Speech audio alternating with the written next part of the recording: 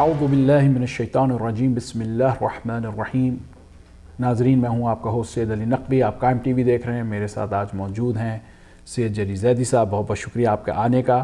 آپ جو ایک اوور آل پروگرام دیکھ رہے ہیں پچھلے 3 ہفتے اور آج کا جو پروگرام ہے وہ امام حسین کے قاتلین کی نشاندہی، یہ ٹاپک ہم نے رکھا ہے امبریلا پر۔ آج کا جو آخری ٹاپک ہے، جو پروگرام ہے، جو آخری جو قسط ہے، کیونکہ یہ 4 قسطوں کی ایک ہم نے سیریز چلائی تھی، اس کا نام ہم نے رکھا ہے اصل قاتلوں کا عقیدہ کیا تھا۔ امام حسین علیہ السلام کے جو قاتل تھے ان کا عقیدہ کیا تھا۔ جری بھائی، پہلا سوال میں آپ سے کرنا چاہتا ہوں، وہ مجھے یہ بتائیے گا کہ اس ٹاپک کو ذرا آپ انٹروڈیوس کروائیے۔ اعوذ باللہ من الشیطان الرجیم، بسم اللہ الرحمن الرحیم، الحمد للہ رب العالمین، والصلاة والسلام علی اشرف الانبیاء والمرسلین، سیدنا و مولانا ابی القاسم محمد وعلی اہل بیتہ الطیبین الطاہرین المعصومین المظلومین الغر المیامین، ولعنة الدائمة الباقیہ علی اعدائهم اجمعین من الآن الى یوم الدین، اما بعد۔ بہت شکریہ علی بھائی آپ کے سوال کا۔ اور اب سوال اور اصل جو ہم نے 3 موضوعات کیے ہیں، اگر اس کا میں مختصر سا خلاصہ آپ لوگ کے سامنے پیش کروں تو ہم نے شروع کے 2 پروگرامز میں صرف کوفہ اور اہل کوفہ کے عقائد اور نظریات کے حوالے سے گفتگو کی تھی کہ کوفی کون تھے، اہل کوفہ کون تھے، کس طریقے سے وہ شہر وجود میں آیا، کس کس کے اعتقاد کے حامل حضرات تھے، اس پر ہم نے گفتگو کی۔ تیسرا پروگرام ہم نے لفظ تشیع، لفظ شیعہ پر جو ہے وہ بحث کی اور گفتگو کی کہ اصلاً اس سے مراد کون سے حضرات ہیں۔ کیا لفظ شیعہ اس معنوں میں بھی استعمال ہوتا تھا جس معنوں میں آج استعمال ہو رہا ہے، یا اس معنوں اور اس معنوں میں زمین آسمان کا فرق ہے؟ اور اس پر ہم نے علامہ ابن حجر العسقلانی، علامہ شمس الدین ذہبی اور دیگر علماء اہل سنت کے ہم نے حوالے دیے تاکہ یہ حقیقت بھی تشخیص بام ہو جائے کہ اصلاً اس زمانے میں لفظ شیعہ کا اطلاق کیسے ہوتا تھا۔ اب ہماری آج کی گفتگو جو ہے وہ دراصل اس چیز کے تصفیے میں ہے کہ اصلاً جو امام حسین علیہ السلام کے مقابلے میں حضرات آئے تھے ان کا اعتقاد اور عقیدہ کیا تھا۔ یہ ایک بہت اہم گفتگو ہے اور ایک بہت اہم ڈسکشن ہے۔ یہ اہم ڈسکشن اس حوالے سے ہے اور اس وجہ سے بھی ہے کیونکہ یہ بات آپ ذہن میں رکھیں کہ ہم نے ایک چیز کی اگر نفی کی ہے تو اس سے یہ مراد نہیں ہوتا کہ دوسری چیز کا اثبات بھی ہوتا ہے۔ یہ علمی قاعدہ ہے، اگر میں ایک چیز کی نفی کر لوں کہ بھئی وہ شیعہ نہیں تھے تو پھر تھے کون؟ وہ کوئی آسمان سے آئی ہوئی کوئی مخلوق تھے، ایلین سے؟ کون تھے وہ؟ یعنی کس نے مارا امام حسین علیہ السلام کو؟ تو ایک چیز کی ابھی تک ہم نے نفی کی ہے، یعنی یہ 3 پروگرامز میں فقط ایک چیز کی نفی کی ہے۔ اب اس بات پر آئیں گے، یعنی غیر شیعہ تھے، ہاں غیر شیعہ تھے، اب اس چیز کے اثبات پر آئیں گے۔ اگر آپ لوگ اس چیز پر غور کریں تو اس پروگرام میں انشاءاللہ علی بھائی اگر آپ توجہ جو ہے مرکوز رکھیں اور ہمارے ناظرین بھی رکھیں انشاءاللہ اپنی توجہات کو اس طرف، تو انشاءاللہ اس پروگرام کے آخر میں ان پر یہ چیز جو ہے وہ شرح صدر کے ساتھ ان کے لیے واضح ہو جائے گی کہ اصلاً جن لوگوں نے امام حسین کو قتل کیا وہ کون تھے۔ وہ دراصل غیر شیعہ تھے اور ان کے اعتقادات بالکل ویسے ہی تھے جس طریقے سے آج ہمارے برادران کے ہیں۔ بہت بہت شکریہ آپ کا جری بھائی، بہت بہت شکریہ آپ کا انٹروڈکشن دینے کا۔ آپ مجھے یہ بتائیے امام حسین علیہ السلام کے قاتلوں کا رول ماڈل کون تھا؟ بہت شکریہ علی بھائی، یہ سوال اب انشاءاللہ ہم ان دلائل کی جانب آتے ہیں اور ان دلائل کو دیکھتے ہیں جس سے ہمیں پتہ چلتا ہے کہ دراصل ان کے پیشوا کون تھے۔ جن لوگوں نے امام حسین علیہ السلام کو قتل کیا ان کے پیشوں کے حوالے سے، پیشوا وہ ہوتا ہے جن کو وہ اپنا امام سمجھتے ہیں۔ پیشوا وہ ہوتا ہے کہ جب کوئی مسئلہ درپیش ہوتا ہے تو اس کی طرف رجوع کر دیں۔ میں آپ کو ایک آسان مثال دیتا ہوں۔ اگر مجھے کوئی مسئلہ پیش آئے کہ فلاں چیز نجس ہے، فلاں چیز طاہر ہے، فلاں چیز یہ ہو، مجھے مسئلے کا علم نہ ہو، تو کیا میں مثال کے طور پہ ایک اہل سنت عالم دین کے پاس جاؤں گا اپنے مسئلے کو حل کروانے کے لیے، کسی شیعہ عالم دین سے پوچھوں گا؟ اور جب شیعہ عالم دین سے ہی پوچھوں گا تو میں کیا اس سے فقہ جعفریہ کے مطابق پوچھ رہا ہوں گا یا اس کی اپنی پرسنل رائے پوچھ رہا ہوں گا؟ تو لازم بات ہے کہ میں جب کوئی فقہی معاملات میرے ساتھ پیش آئیں گے تو میں کسی شیعہ عالم دین کے پاس جاؤں گا۔ یہ پہلی بات ہو گئی۔ جب میں اس شیعہ عالم دین کے پاس جاؤں گا تو لازمی بات ہے کہ میں اس سے فقہ تشیع اور فقہ جعفریہ جسے ہم کہتے ہیں اور تشیع کے فہم کے بارے میں اس سے پوچھوں گا۔ ایسا ہرگز نہیں ہو سکتا کہ میں پوچھنے تو جا رہا ہوں اپنی فقہ کا مسئلہ، لیکن پوچھنے جاؤں میں کسی غیر سے، اور میں اس غیر کا پرسنل نظریہ پوچھ رہا ہوں. یہ بھی نہیں کہ میں اس سے کسی حدیث کے بارے میں پوچھ رہا ہوں وغیرہ وغیرہ، اس کا نظریہ پوچھ رہا ہوں کہ بھائی علی بھائی آپ کا کیا نظریہ ہے اس حوالے سے. اس سے مراد یہ ہوتی ہے کہ میں ان کو کسی عزت کی نگاہ سے دیکھتا ہوں، جبھی تو میں ان سے سوال کر رہا ہوں. اگر میں ان کو عزت کی نگاہ سے نہیں دیکھتا تو ان سے سوال کیوں عرض کر رہا ہوتا. تو اب اس مائنڈ سیٹ کو آپ ذہن میں رکھیے اور انشاءاللہ اب اس دلیل کو آپ ملاحظہ کیجئے. یہ ہمارے سامنے صحیح بخاری ہے. صحیح بخاری کو قرآن کا بھائی بھی کہا جاتا ہے ہمارے برادران کے ہاں. صحیح بخاری ہے صفحہ نمبر، یہ جو میرے پاس صحیح بخاری ہے جو میں نسخہ استعمال کر رہا ہوں، یہ ایک ہی جلد میں پوری چھپی ہے، یعنی اس کا ایک اتنی موٹی والیوم ہے، اور اس کا صفحہ نمبر ہے 1505. حدیث کا نشان جو ہے وہ ہے 5994، اور باب کا نشان جو ہے وہ ہے 18. روایت جو ہے وہ اس طریقے سے ہے کہ ابن ابی نعیم کہتے ہیں کہ قال كنت شاهدا لابن عمر وسأله رجل عن دم البعوض، کہ میں ابن عمر کو دیکھ رہا تھا، ان کی حالت کا مشاہدہ کر رہا تھا. ایک شخص آتا ہے اور وہ مچھر کے خون کے بارے میں پوچھتا ہے.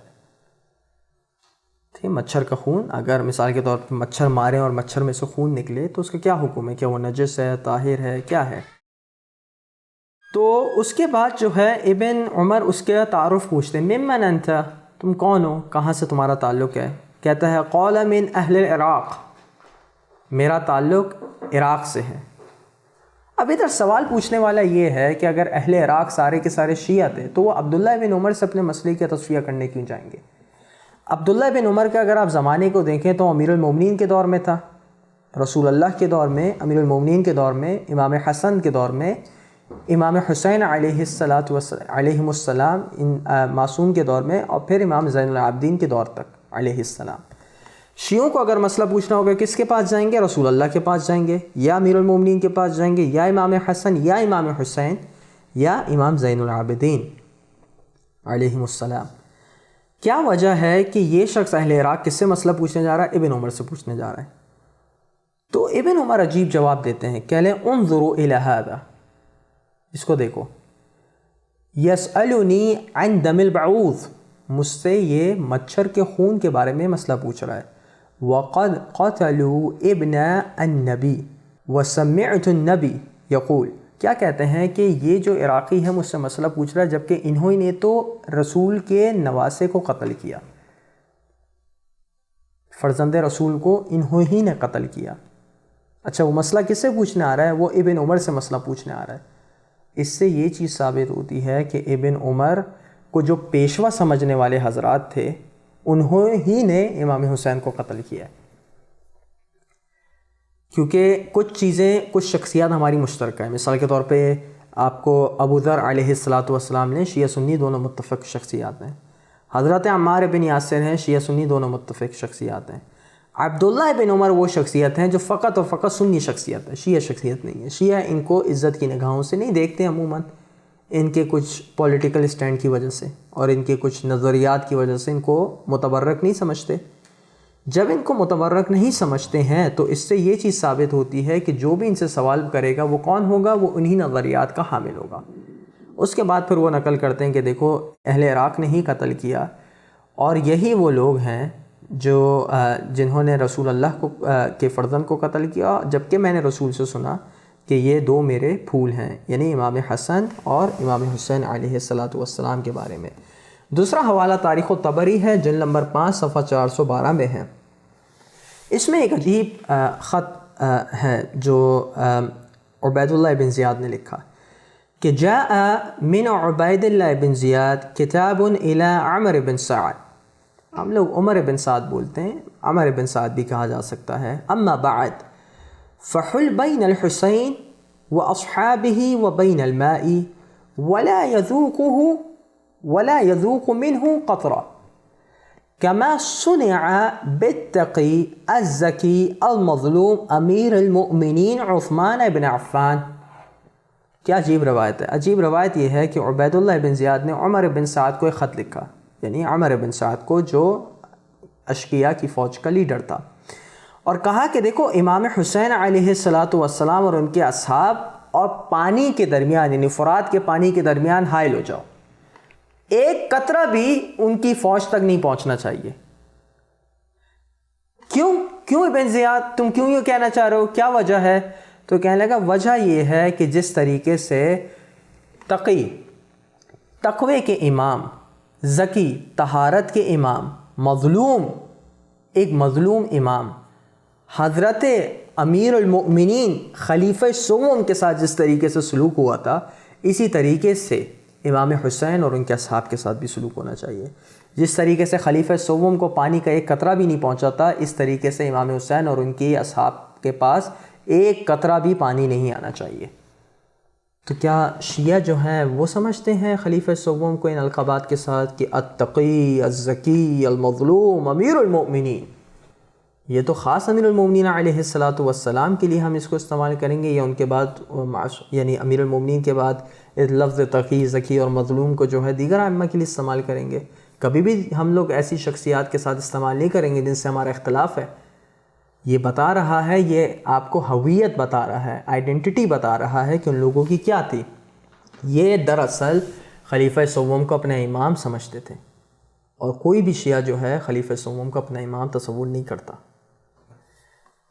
دوسرا حوالہ جو ہے وہ انصاب الاشراف ہے، جلد نمبر 3 ہے اور صفحہ نمبر 399 ہے۔ یہاں پر بھی وہی روایت ہے، وَجَاءَ كِتَابُ ابن زیاد إِلَى عمر بن سعد أن حل بين حسين وأصحابه وبين الماء فلا يذوق منه قطرة كما صنع بالتقي الزكي المظلوم۔ وہی والی بات انصاب الاشراف میں بھی ہے۔ اب ہمارے سامنے جو ہے وہ البدایۃ والنہایہ نامی کتاب ہے علامہ ابن کثیر کی۔ علامہ ابن کثیر کی اس کتاب کی جلد نمبر 11 ہے اور صفحہ نمبر 565 ہے۔ اب وہی ہم آپ کو بتائیں گے کہ کس طریقے سے ان لوگوں نے امام کے ساتھ جو سلوک کیا وہ کس کی یاد میں کیا تھا۔ دراصل اس یاد کے بارے میں ہم آپ کو بتائیں گے کہ انہوں نے کس کی یاد میں یہ سلوک کیا تھا۔ یہ ہمارے سامنے روایت ہے جو ابن زیاد جو ہے وہ عمر بن سعید جو حرمین یعنی مکہ اور مدینہ کا حاکم ہوتا ہے، اس کو خط لکھتا ہے ابن زیاد، اور کیا لکھتا ہے کہ امام حسین کی شہادت کی خبر دیتا ہے۔ اور امام حسین کی جب شہادت کی خبر دیتا ہے تو اس کے بعد کیا ہوتا ہے، فَأَمَرَ مُنَادِيًا، کہ ایک آواز دینے والا آواز دیتا ہے، فَنَادَ بِذَلِكَ فِي الْمَدِينَةِ، اور وہ خبر دیتا ہے، آواز لگاتا ہے کہ امام حسین اور ان کے اصحاب علیہم السلام شہید ہو گئے ہیں۔ فَلَمَّا سَمِعَ نِسَاءُ بَنِي هَاشِمٍ ارْتَفَعَتْ أَصْوَاتُهُنَّ بِالْبُكَاءِ وَالنُّوحِ، کہ جب بنو ہاشم کی خواتین اس خبر کو سنتی ہیں تو وہ ان کی آوازیں بلند ہو جاتی ہیں، چیخنے لگتی ہیں، رونے لگتی ہیں اور نوحہ گریہ کرنے لگتی ہیں جب ان کو ان کی شہادت کی خبر ملتی ہے امام حسین کی۔ فجعل عمر بن سعید یقول هذا ببقاء نساء عثمان بن عفان، کہ یہ دراصل بدلہ ہے بنو ہاشم کا، کیونکہ بنو امیہ کا تصور یہ تھا کہ امام حسین علیہ السلام اور امیر المؤمنین اور یہ جو بنو ہاشم کا خاندان ہے اس نے خلیفہ سوم کو قتل کیا تھا۔ تو یہی فکر کے حامل حضرت کیا کہتے ہیں، وہ یہ کہتے ہیں کہ یہ جو خاندان بنی ہاشم کی خواتین رو رہی ہیں تو یہ دراصل اس چیز کا بدلہ ہے جو خلیفہ سوم کو جب مارا گیا اور ان کی گھر کی خواتین جس طریقے سے آہو بکا کر رہی تھیں، تو یہ چیز جو ہے اس کا نعم البدل ہے۔ تو آپ نے دیکھا کیا کوئی شیعہ واقعتاً تصور بھی کر سکتا ہے کہ کوئی بنو ہاشم کی خاتون جو ہے وہ گریہ کرے امام حسین پہ علیہ السلام پہ، اور ہم جو ہیں اس میں جو ہے وہ اپنی خوشی کا اظہار کر رہے ہوں اور یہ کہہ رہے ہوں کہ یہ تو بات اچھی ہوئی؟ نعوذ باللہ نعوذ باللہ۔ تو بہرحال یہ کچھ دلائل تھے اس حوالے سے کہ دراصل یہ حضرات جو ہے کس کو اپنا لیڈر اور کس کو اپنا امام تصور کرتے تھے۔ جی بہت بہت شکریہ آپ کا۔ ناظرین اب ایک وقت ہو گیا چھوٹے سے بریک کا، ہم بریک کے بعد پھر حاضر ہیں۔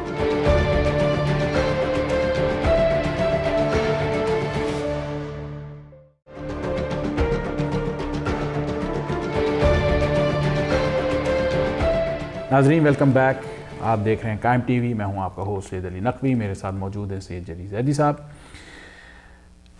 کیری آن کر رہا ہوں میں.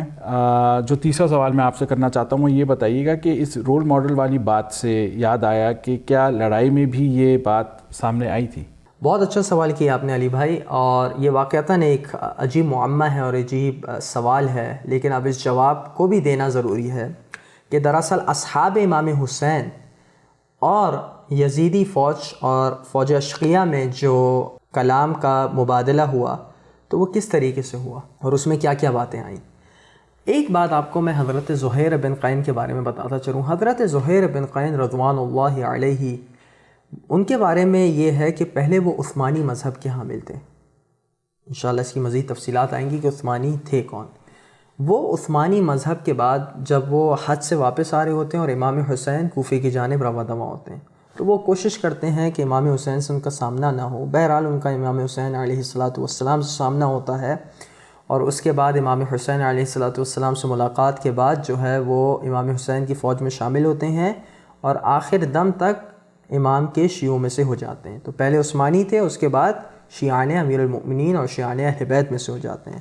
تو اب ان کا مکالمہ نقل کیا گیا ہے کس کے ساتھ؟ عزرہ بن قیس کے ساتھ. عزرہ کہتا ہے یا عزرہ ان، یعنی زہیر بن قین ادھر اب نصیحت کر رہے ہوتے ہیں عزرہ کو کہ دیکھو تم ہمارے خلاف جنگ نہ کرو، کیونکہ اگر جنگ کرو گے تو تم ایک عظیم جرم میں مبتلا ہوگے. تو عزرہ جو ہے، عزرہ بن قیس یا عزرہ بن قیس، اس کا صحیح تلفظ عزرہ ہے، عزرہ نہیں ہے. عزرہ بن قیس جو ہے وہ یا زہیر ما كنت عندنا من شیعتی اہلی هذا البیت انما كنت عثمانیا. کیا کہتے ہیں کہ عزرہ کہتا ہے کہ پہلے مجھے معلوم نہیں تھا کہ تم اس گھر کے شیعوں میں سے ہو، یعنی اس اہل بیت، یعنی اہل بیت نبوی علیہم السلام کے شیعوں میں سے ہو. پہلے تو تم عثمانی ہوا کرتے تھے، اب تمہیں کیا ہو گیا ہے؟ تو اس کے بعد پھر زہیر بن قین جو ہے وہ خبر دیتے ہیں اور اپنی جو ہے وہ سمجھ لیجئے کہ اپنا دفاع پیش کرتے ہیں اور بتاتے ہیں کہ کس طریقے سے وہ کیا ہوئے، اور یہ بھی بتاتے ہیں اور خطبہ دیتے ہیں کہ تمام جو فوج اشقیہ ہے ان کے لیے ضروری ہے کہ وہ ان کاموں سے اپنے آپ کو بچائیں، کیونکہ اگر ان کاموں سے نہیں بچائیں گے تو وہ بہت بڑے حرمت الہی کو پامال کریں گے. یعنی میں آپ کو خلاصہ بتا رہا ہوں، اور پھر وہ اپنے پورے وہ تفصیلات بتاتے ہیں کس طریقے سے ان کی ملاقات ہوئی اور کیسے ہوئی. بہت بہت شکریہ آپ کا جری بھائی جواب دینے کا. اب جو میں آپ سے سوال کرنا چاہتا ہوں وہ یہ ہے کہ آپ نے عثمانی کی ٹرم استعمال کی، اس کا مطلب کیا ہے؟ بہت شکریہ علی بھائی، آپ نے اچھا کیا مجھے یہ سوال مجھ سے کیا. اور اب لفظ عثمانی کے بارے میں ہم سے سوال، بلکہ میں نے بھی کہا تھا کہ میں اس کی وضاحت کروں گا. لفظ عثمانی کے بارے میں وضاحت کرتے ہیں. یہ میرے سامنے منہاج السنہ ہے، جلد نمبر 6، صفحہ نمبر اس کا 201 ہے. اس بارے میں کہتے ہیں وَقَدْ كَانَ مِنْ شِيعَةِ عُثْمَانَ مَنْ يَسُبُّ عَلِيًّا، کہ خلیفہ سوم کے شیعوں میں سے کچھ لوگ تھے جو مولا پر سب کیا کرتے تھے، گالیاں دیا کرتے تھے مولا کو. وَيَجْهَرُوا بِذَلِكَ عَلَى الْمَنَابِرِ وَغَيْرِهَا، اور وہ جو ہے ممبروں پر جا کے جو ہے کھلے عام جو ہے مولا سے تبرہ، مولا پر لعن، مولا پر سب کیا کرتے تھے. لِأَجْلِ الْقِتَالِ الَّذِي كَانَ بَيْنَهُمْ وَبَيْنَهُ، کیا وجہ تھی؟ اس وجہ سے کہ ان کے اور مولا کے درمیان جو ہے وہ جنگ ہوئی تھی، یعنی جنگ صفین. اس وجہ سے جو ہے وہ عثمانی جو تھے وہ مولا سے جو ہے وہ شدید نفرت کرتے تھے، اور فقط نفرت ہی نہیں بلکہ بالجہر، یعنی کھلے عام جو ہے وہ اس کا اظہار کرتے تھے، اور اپنی جو ان کا بغض تھا مولا کائنات کے لیے اس کو جو ہے وہ تشدد کرتے تھے. تو یہ عثمانی جو ٹرم ہے علی بھائی، یہ ہر اس شخص کے لیے ہے عموماً میں کہوں گا بالعموم، جو مولا سے بغض رکھتا تھا اور مولا کے خلاف تھا اور مولا سے جو ہے وہ تبرہ کیا کرتا تھا، ایسا شخص عثمانی تھا. تو آپ سوچیں حضرت زہیر بن قین علیہ السلام کیا تھے، کس طریقے سے وہ اس خاندان کے دشمن تھے، اور کس طریقے سے اللہ تعالیٰ نے ان کو ہدایت کے مرکز کی طرف رہنمائی کی ان کی، اور کس طریقے سے وہ شیعان امیر المومنین میں سے قرار پائے. بہت بہت شکریہ آپ کا جری بھائی. اب جو ہے میں آخری سوال کرنا چاہتا ہوں آپ سے، کیونکہ اب پروگرام جو ہے آلموسٹ ختم ہو چکا ہے. اصحاب امام حسین علیہ السلام کا اس پر ریاکشن کیا تھا؟ بہت اچھا سوال کیا علی بھائی آپ نے، اور میں آپ کا شکریہ ادا کرتا ہوں کیونکہ یہ بہت اہم سوال ہے، اور میں سمجھتا ہوں کہ اگر ہم نے اس سوال کو حل کر لیا تو ہمارے لیے واقعتاً جو یہ پوری صورتحال ہے جس سے ہم دو چار ہیں کہ آیا عقیدے کے حوالے سے جو قاتلین تھے ان کا کیا عقیدہ تھا، اور جو اہل بیت کے چاہنے والے تھے، جو اصحاب امام حسین میں سے تھے، جو انصار امام حسین میں سے تھے، اور جو اہل بیت تھے امام حسین میں سے تھے علیہم السلام اجمعین، جو بھی تھے جو شہید ہوئے، یہ سارے کے سارے ان کا کیا عقیدہ تھا۔ ہمارے سامنے پہلی جو روایت ہے وہ ہے تاریخ الطبری سے، جلد نمبر 5 ہے، صفحہ نمبر 435 سے۔ روایت کے جملے یہ ہیں کہ اس میں سب سے پہلے میں آپ کو حضرت نافع بن ہلال رضی اللہ عنہ ورحمۃ اللہ علیہ وعلیہ السلام، اللہ تعالیٰ ان پر اپنی کروڑوں برکات کو نزول کرے، یہ امام کے اصحاب میں سے تھے، امام کے ہمیشہ ساتھ ہوتے، امام کی جو ہے محافظت میں جو ہے وہ کوئی دقیقہ نہیں چھوڑتے۔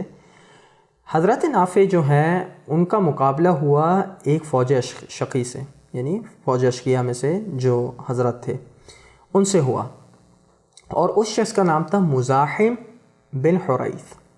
مقابلہ یہ ہوا کہ روایت یہ ہے ان نافع ابن حلال كان يقاتل يومئذ وهو يقول انا الجمل انا على دین علی علیہ السلام، کہ میں جو ہوں نسبتاً جملی ہوں، نافع بن حلال الجملی، انا علی دین علی، اور میں امیر المومنین علیہ السلام مولائے کائنات ان کے دین پر ہوں، یعنی ان کے چاہنے والوں میں سے ہوں، ان کے شیعوں میں سے ہوں۔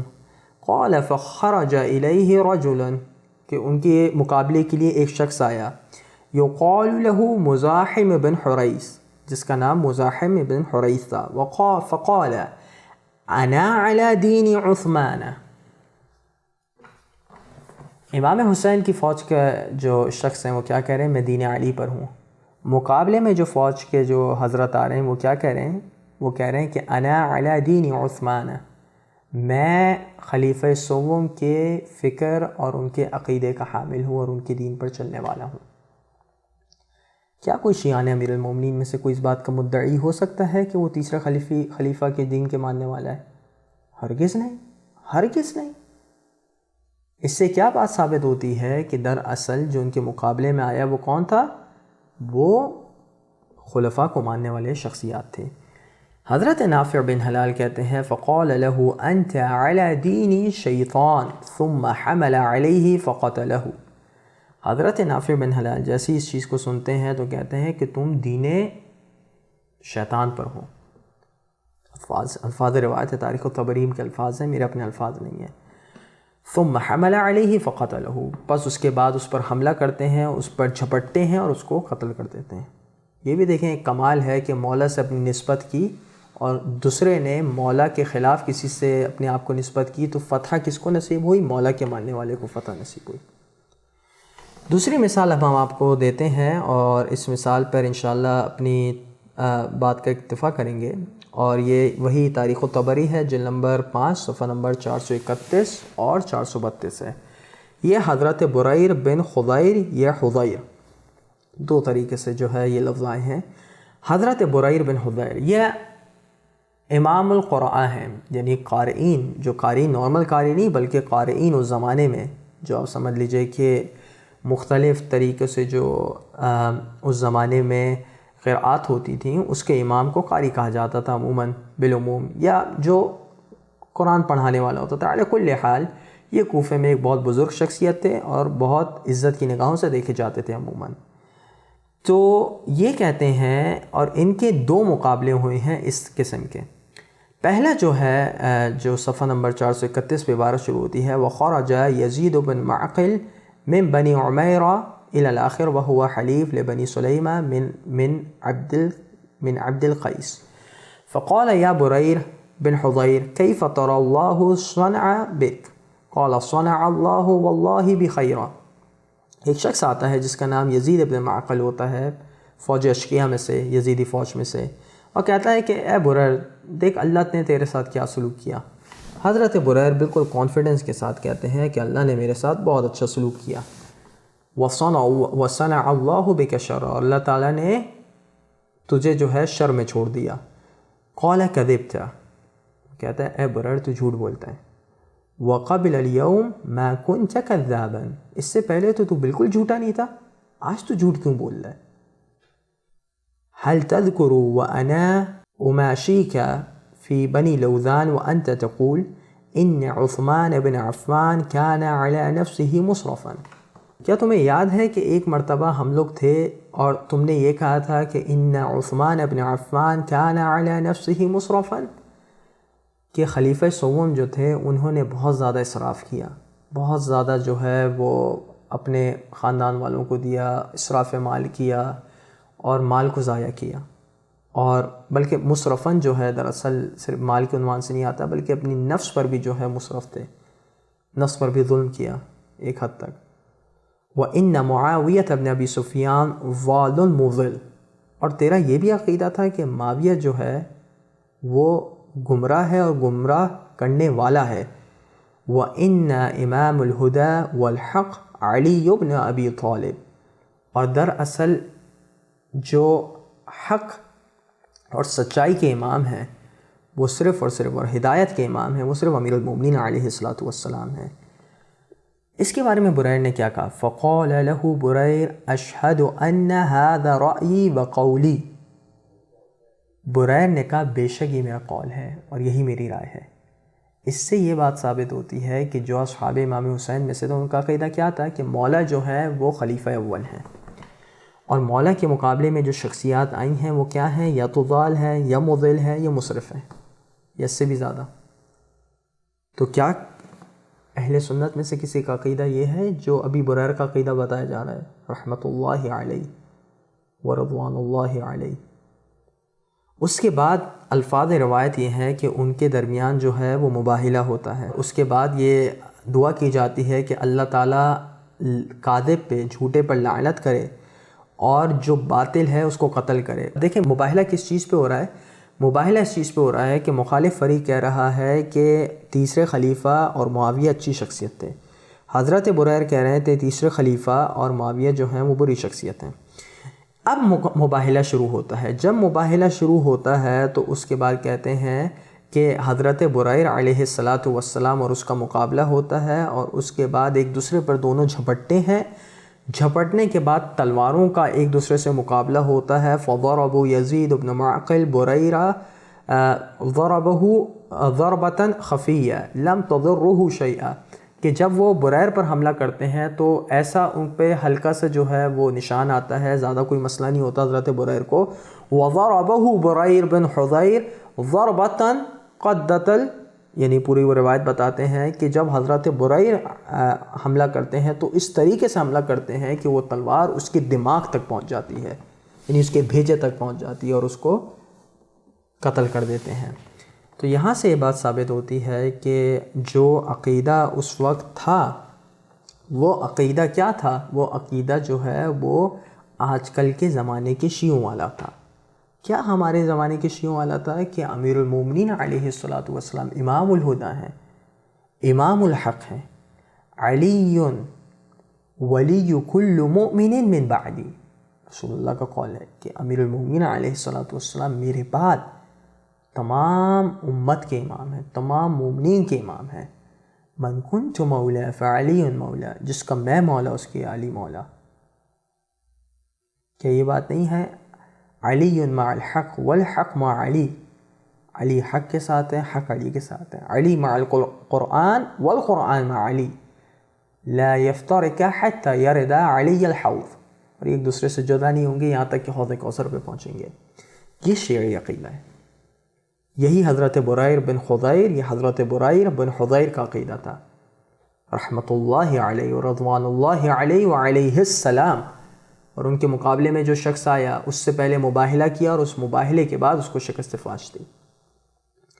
غرض علی بھائی ہمارا سمجھ لیں کہ 4 جو ہم نے ایپیسوڈ کیے تھے، اختتامی کلمہ اگر میں کہوں وہ یہ کہ ہماری گفتگو اب ختم ہوتی ہے، اور اس بات پر ختم ہوتی ہے کہ جو اصحاب حسین تھے ان کا عقیدہ وہی ہے جو ہمارا آج کل کی شیعوں کا ہے، کہ امامت جو ہے وہ منصوص ہوتی ہے اور امام جو ہے وہ من جانب خدا ہوتا ہے، اور جو مولا کے دشمن تھے، مولا کے دشمن جو ہیں وہ غلط شخصیات تھے، ان کے افعال برے تھے. اسی طریقے سے جو لفظ شیعہ تھا ہم نے اس کی وضاحت کی تیسرے پروگرام میں، اور پہلے اور دوسرے پروگرام میں ہم نے خاص اہل کوفہ اور کوفے کے حالات پر گفتگو کی تھی. جزاک اللہ. بہت بہت شکریہ آپ کا جری بھائی. ناظرین 4 ایپیسوڈز کا پروگرام جو ہے اب ختم ہو چکا ہے. میں بہت بہت شکر گزار ہوں کہ ہمارے ساتھ جری بھائی آئے اور انہوں نے ہمیں 4 ہفتے جو ہے ہمیں بہت سارا علم دیا. انشاءاللہ تعالی ہم آپ کے سامنے پھر حاضر ہوں گے. جب تک کے لیے خدا حافظ.